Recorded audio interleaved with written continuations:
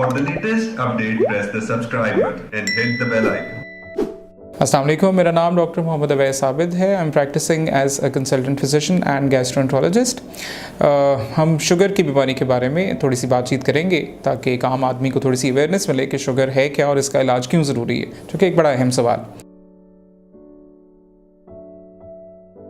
Sugar की तशख़ीस जो है वो हम 3 टेस्टों के ज़रिए आमतौर पे करते हैं। एक तो रैंडम ब्लड शुगर टेस्टिंग है, जो कि हम किसी भी वक्त पे जाके अपनी शुगर का टेस्ट करा लेते हैं। शुगर का टेस्ट जो है वो 126 से 199 अगर फास्टिंग आपके लेवल्स हों या 199 से ज़्यादा किसी भी खाने के बाद हों, यानी 200 से ज़्यादा, तो हम फिर तशख़ीस कर लेते हैं कि इस मरीज़ में शुगर जो है वो है। इसके अलावा एक 3 महीने का टेस्ट होता है शुगर का, HbA1c जिसको हम कहते हैं। अगर उसमें आपके लेवल्स जो हैं वो 6.5 से ज़्यादा आ जाएँ तो फिर भी शुगर की तशख़ीस जो है वो कर ली जाती है। अलामात बहुत सारी हैं शुगर की। कभी कभार पाँव का जलना, सुन होना, प्यास का ज़्यादा लगना, रात को सोने के बाद पेशाब के लिए एबनॉर्मली उठना, यानी एक आम इंसान रात को सोने के बाद पेशाब के लिए नहीं उठता, कमज़ोर हो जाना। इसके अलावा बहुत सारी और अलामात हैं जो कि शुगर को हमें शो करती हैं, जिनके साथ ही हमें ज़रा शुगर के बारे में अलर्ट हो जाना चाहिए और अपनी टेस्टिंग जो है वो करवानी चाहिए। शुगर का इलाज क्यों ज़रूरी है, ये एक बड़ा अहम सवाल है। आमतौर पे लोग 250, 300, 350, 400 की ब्लड शुगर्स पे नॉर्मली काम कर रहे होते हैं, जिस तरह के वो अपने लो ब्लड शुगर्स पे काम करते हैं।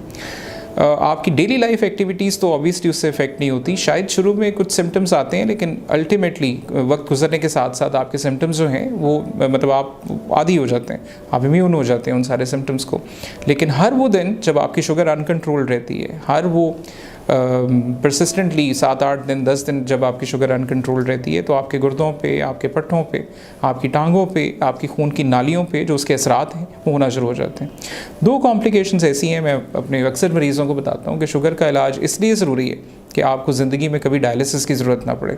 शुगर का इलाज इसलिए भी ज़रूरी है कि कभी आपके पाँव पे ऐसा ज़ख़म ना बने जो कि हम मतलब ट्रीट ना कर सकें, जिसके नतीजे में फिर बाद में आपकी शुगर के ज़रिए उसके आपके पाँव को या किसी उंगली को जो है हमें काटना पड़े। ये वो ऐसी लायबिलिटीज़ हैं जिसके साथ फिर ज़िंदगी जो है वो और मुश्किल होती चली जाती है।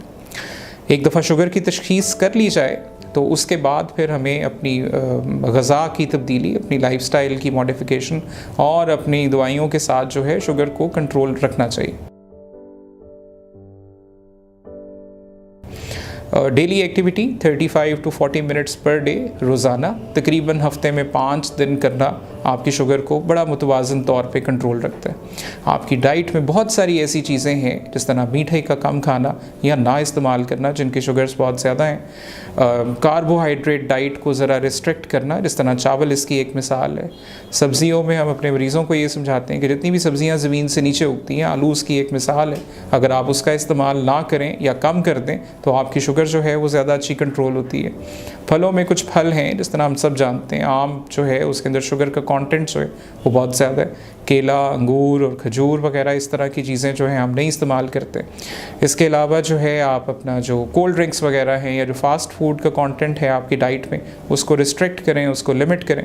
और इसके अलावा आप जो रोटी है, जिस तरह नान, खमीरी रोटी जो है जिसकी जो कार्ब कंटेंट है, शुगर कंटेंट है, और फिर ऐसे फल हैं जिसका ग्लाइसेमिक इंडेक्स जो है वो ज़रा हाई होता है, अगर हम उनको अवॉइड करें तो हम अपनी शुगर को बड़ा अच्छा कंट्रोल कर सकते हैं। शुगर की कॉम्प्लिकेशंस में बहुत सारी चीज़ें, उसमें आपके पाँव का सुन हो जाना, पाँव पे जलन आ जाना, पाँव का सूज जाना जो है, गुर्दे जब मुतासर होते हैं तो पाँव में सोजिश पैदा होना शुरू हो जाती है। इसके अलावा ज़ुबान का खुश्क हो जाना, आपको बार बार प्यास लगना, कमज़ोरी महसूस करना, बिनाई की कमज़ोरी शुगर की एक कॉम्प्लिकेशन है। इसके अलावा आपके जिगर पे ये मुतासर इसको करती है, आपके हाजमे के निज़ाम को मुतासर करती है, अगर से कि आपके पूरे जिस्म में जितनी भी चीज़ें हैं वो शुगर के ज़्यादा होने से मुतासर होती। लेकिन 2 इंपॉर्टेंट साइड इफ़ेक्ट्स हैं। एक गुर्दों का मुतासर होना, जिसको हम क्रेटिनिन के ज़्यादा हो जाने से कांपते हैं, जिसके बाद फिर अल्टीमेटली एक स्टेज आती है जहाँ पे हमें गुर्दे वॉश कराने पड़ते हैं, यानी डायलिसिस कराना पड़ता है।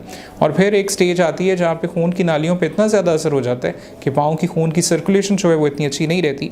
कोई भी ज़ख़म अगर बन जाए तो वो हील नहीं होता और ज़ख़म बनने की इंटेंसिटी ज़रा ज़्यादा हो जाती है, तो वो जो है वो ट्रीट करना हमारे लिए थोड़ा सा मुश्किल हो जाता है। और फिर जब हम ट्रीट करते हैं या डायलिसिस करते हैं या पाँव एक कटे पाँव के साथ ज़िंदगी गुजारना काफ़ी मुश्किल हो जाता है। तो शुगर का बरवक्त इलाज जो है वो इन सारी कॉम्प्लिकेशंस को आपसे दूर कर सकती है। और आज के ज़माने में नई दवाइयों के साथ, कुछ लोगों की इंसुलिन के साथ और कुछ लोगों की इंसुलिन के बगैर, इस मसले का इलाज जो है वो बहुत हद तक मुमकिन है। इस बीमारी के बारे में अगर आप मज़ीद कुछ जानना चाहें या कोई भी आगाही हासिल करना चाहें तो मरहम के थ्रू आप मुझसे रब्ता कर सकते हैं।